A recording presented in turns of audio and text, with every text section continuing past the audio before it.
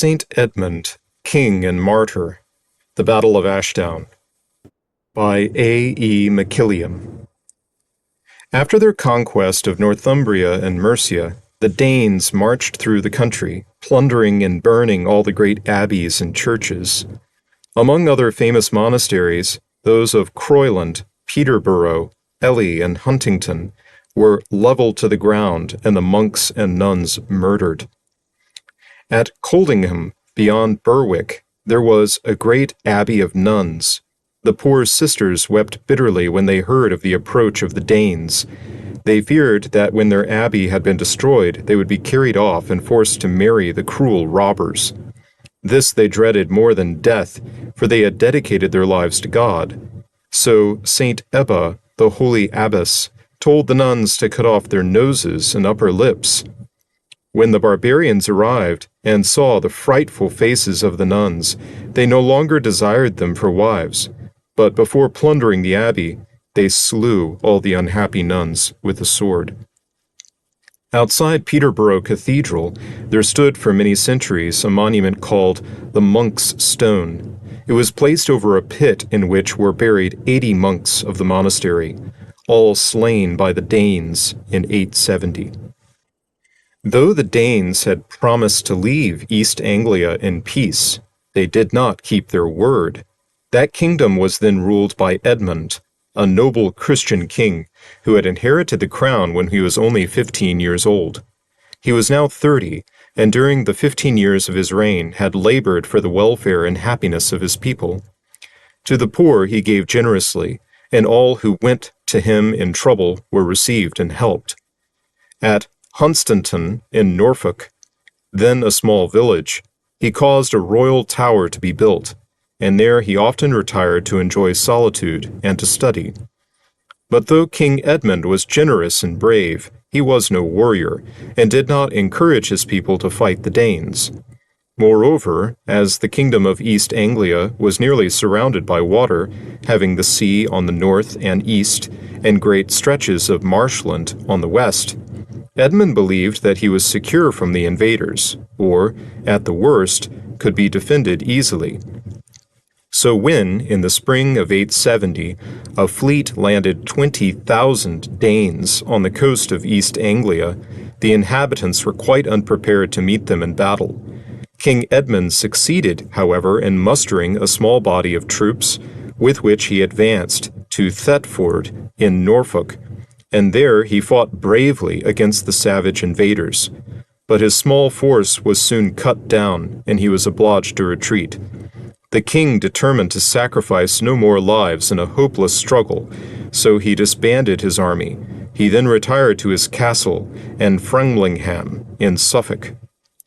The Danes sent messengers to King Edmund, offering him his life and liberty if he would renounce Christ, worship the heathen god Odin, and govern under Danish supervision.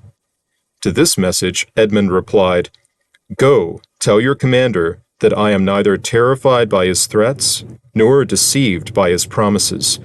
Destroy my frail body if you will. Never will I submit to a pagan creed. It is more honorable to defend our liberties with our lives than to buy mercy with tears." The Danish leaders were furious on receiving this answer and marched to seize the king. Edmund fled to a place called Hoxne on the river Waveney, where he concealed himself all day under a bridge. In the evening, the glitter of his golden spurs caused him to be discovered by a newly married couple who were returning home by moonlight and who betrayed him to the Danes. It is said that in the midst of his sufferings, he poured forth a dreadful curse upon every couple who should afterwards cross the bridge on their way to or from their wedding. So long did the memory of this story linger that, rather than go over the bridge, the newly married preferred to proceed by a more winding and tedious way. Edmund was bound with chains and brought before the Danish chiefs. His life was again offered to him on the same terms as before, but he indignantly refused to save himself at the cost of denying his faith. He was then beaten with cudgels and bound to a tree. the infidels amused themselves by using him as a mark at which to shoot, until his body was covered with arrows. But they cruelly refrained from inflicting a mortal wound. When they had tortured him until they were tired, they cut off his head and threw it into a thicket. 40 days later, his head was found between the paws of a wolf. It was said that a pillar of light miraculously guided the seekers to the spot where it lay. It was buried with his body at a place now called Bury St. Edmunds. That ancient town still bears on its coat of arms the king's head between the paws of a wolf.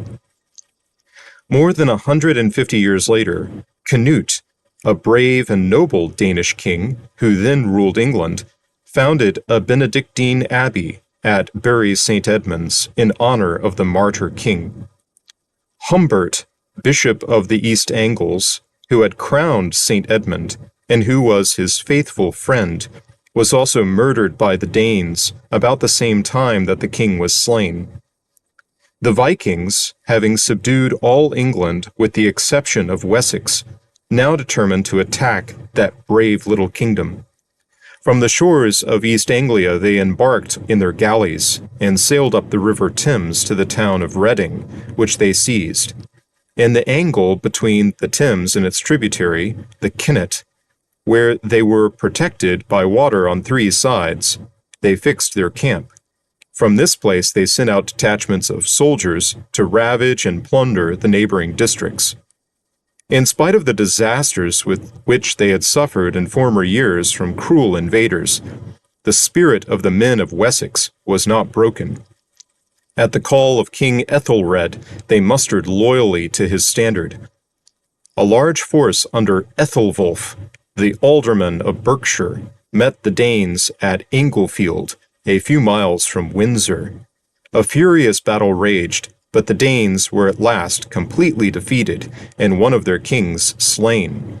This victory gave great encouragement to the English. Meantime, Ethelred and Alfred advanced at the head of a large army, and soon after the victory at Inglefield, ventured to storm Reading. But the Danes, suddenly bursting out of the gates like wolves, drove the English in headlong flight before them, and pursued the fugitives along the river banks nearly to Windsor. On the way, the brave alderman Ethelwulf of Berkshire was slain. After this, the Danes left Reading and made a raid along the Thames Valley. It was now their intention to subdue the whole kingdom and to plant Danish settlements there. At a place called Ashdown, supposed to be the White Horse Hill in Berkshire, was fought one of the greatest battles in the history of the Danish invasions. Ethelred and Alfred had rallied their beaten troops and determined to make a desperate effort to save the kingdom. The Danes were first on the field and chose the best position on the height of the ridge of Berkshire Downs, while the army of Ethelred and Alfred lay in some distance below them. The Danes divided their army into 2 parts. The larger portion was commanded by their 2 kings, Bagsec and Halfdan, and the smaller by the earls. Ethelred and Alfred also divided their forces. It was decided that King Ethelred and his men should attack the 2 pagan kings, while Alfred and his troops fought the division commanded by the earls. King Ethelred was at early mass in his tent when a message was brought to him that the Danes were advancing to the attack. "I will serve God first and man afterwards," he said, and he ordered the service to continue until the last word had been said. Alfred, who was already in his place at the head of his division, waited long for his brother, but still he came not. Meantime, the Danes were moving down the hillside, and it was certain that if the English remained where they were, they would soon be driven down by the onslaught of the enemy. So Alfred took the command himself, and at the head of his troops pushed uphill like a fierce wild boar. Near a stunted thorn bush, which for long afterward marked the place of their collision, the hostile armies met with a great crash of spears and shields. Above the Danish host floated the famous banner of the Raven, which was said to have been woven by 3 princesses in a single day. The sacred bird was said to flutter its wings when victory was certain, but it hung motionless and drooping when defeat was threatened.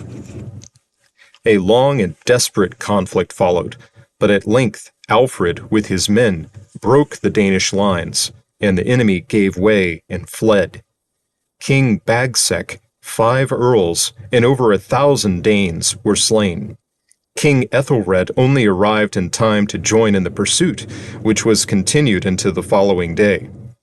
Thus the glory of the victory was Alfred's alone.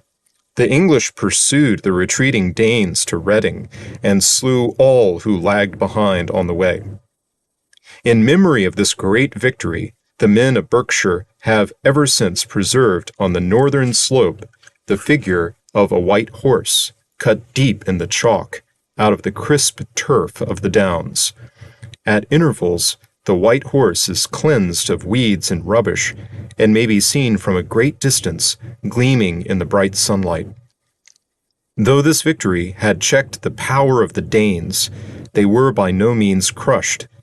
During the next few months, they were strengthened by fresh arrivals from the shores of the Baltic, and soon gained new victories at Bansing in Hampshire and at Merton in Surrey. At the latter place, King Ethelred was mortally wounded and died at Eastertide in the same year, 871. His death was followed by the election of his brother Alfred to the throne of Wessex.